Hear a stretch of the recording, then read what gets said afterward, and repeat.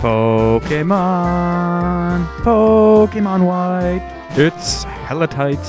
Yeah, that's right. Hey, everybody, it's me, DeoGenZ. That's right, I was singing.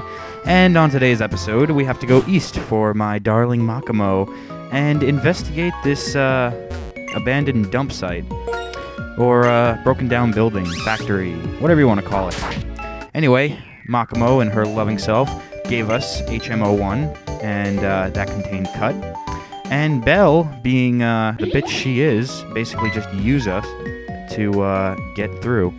Because she doesn't have cut herself, I'm sure. Because Makamo likes us best. But, oh, what's this? A Muna? Interesting. Bum bum bum! Team Plasma! Oh no, Team Plasma wants Muna to themselves. But what could they possibly want Muna for?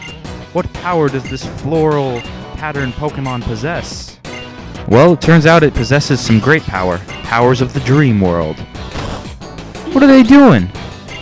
Hold on a second, hold the phone. I thought that Team Plasma was all for the liberation of Pokemon. Why are they bashing against Muna? Very odd. Alright, time to take you mofos on. Oh, but listen to that battle music. Hold on to this. Wow.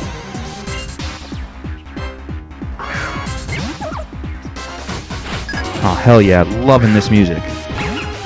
Tell you what, guys. I was certainly listening to the original soundtrack of Black and White before I got the game.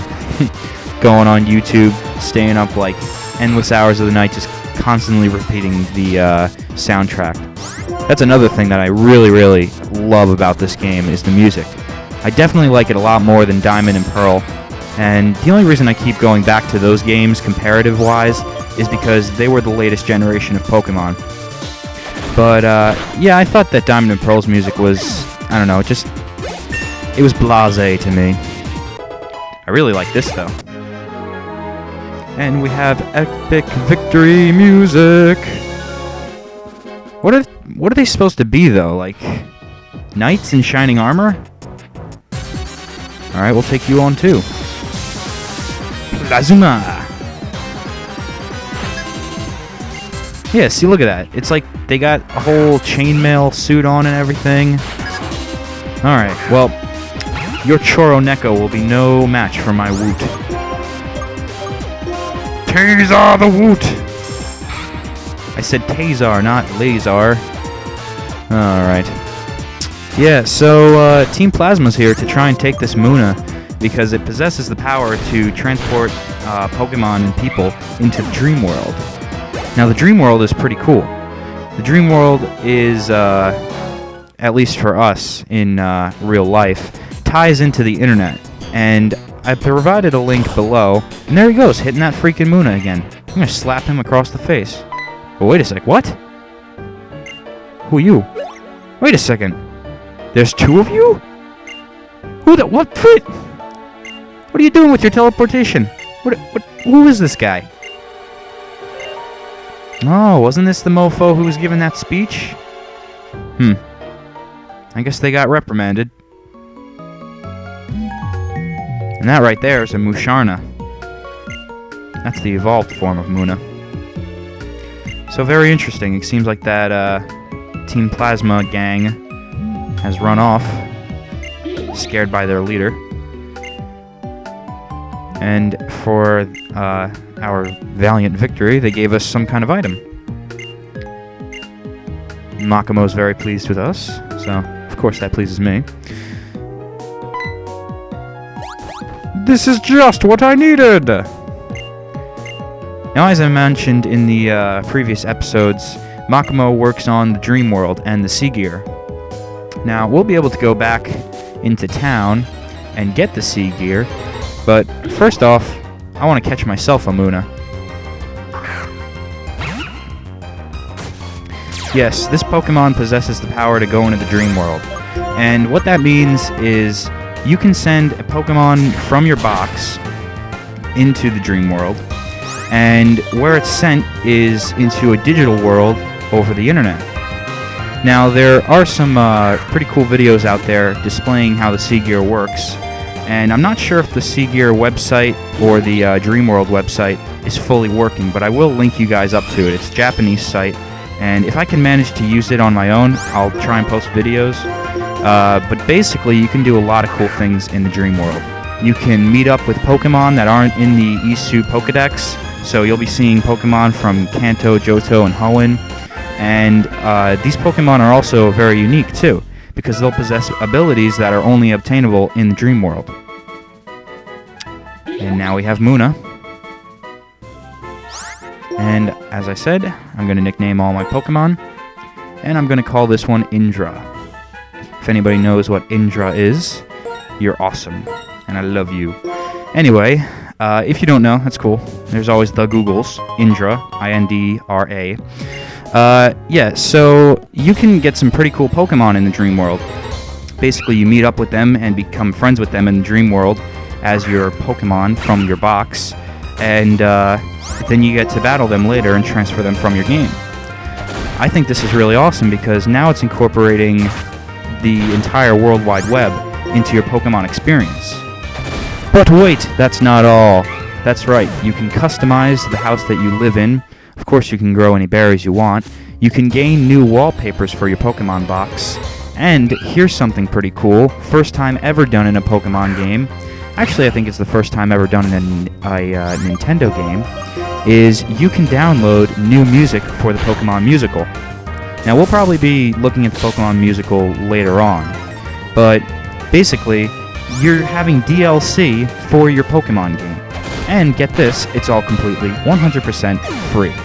You get the game, and then all the DLC that comes out afterwards is yours. At least, that's what I think, anyway.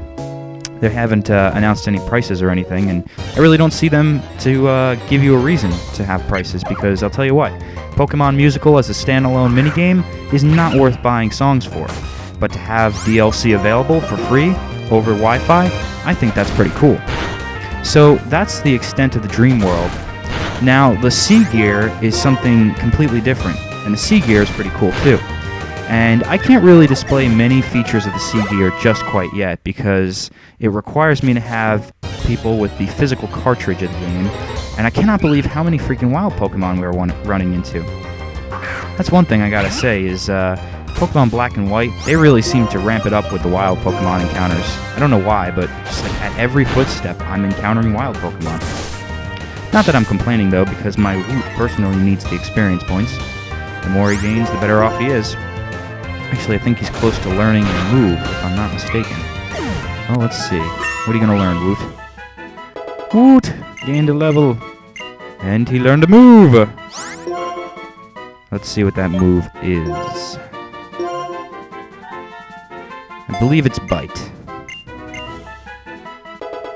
Cool, so now Woot has Bite, Dark-type move. That'll help against Psychic Pokemon.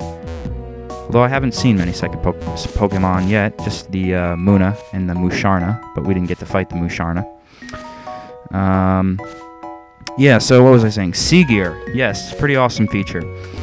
Basically, Seagear incorporates everything awesome about the Pokemon franchise, which is basically connecting with people over any means possible. So this includes IR. If you didn't know, the Pokemon Black and White cartridge on the cartridge itself or within it has an infrared sensor, and that's why the cartridges are black, similar to Heart Gold and Soul Silver, except Heart Gold and Soul Silver didn't fully use the infrared capabilities. Although, unfortunately, there's no backwards compatibility with the Pokewalker, if you were wondering. So the infrared basically is a tag mode, and if anybody has played Dragon Quest IX, they'll know that tag mode is also in that game. And this is kind of a basic trend that Nintendo has been going with, especially with the announcement of the 3DS and being able to tag your friends in whatever game they have, whether you're playing that game or not. Now, unfortunately, you can't not have the game in your DSi to activate the Seagear features. Right now, Seagear is just activating on the bottom screen. You guys can't see it, but it's going on. And yeah, so unfortunately you have to have your game plugged in, but what you can do once it's plugged in, leave your game on and have C gear active, because you can shut it off to reserve batteries if you want to. Leave your C gear active, and when you walk by somebody who has the same game, black or white, you will instantly get their data. And here's what's pretty cool. Once you have their data, you can see a lot about the person. You can see if they're in a battle, you can probably see where they're at, and you can also ask them for a battle too on the fly. Now that's the infrared tag mode, but you can also go into the Pokemon Center, get into a random Wi-Fi match at any point, just like Pokemon Battle Revolution, and wireless sends you into a quick wireless match. So that's a quick overview of C gear in the Dream World, and in the next episode we'll be moving on. See you then, guys.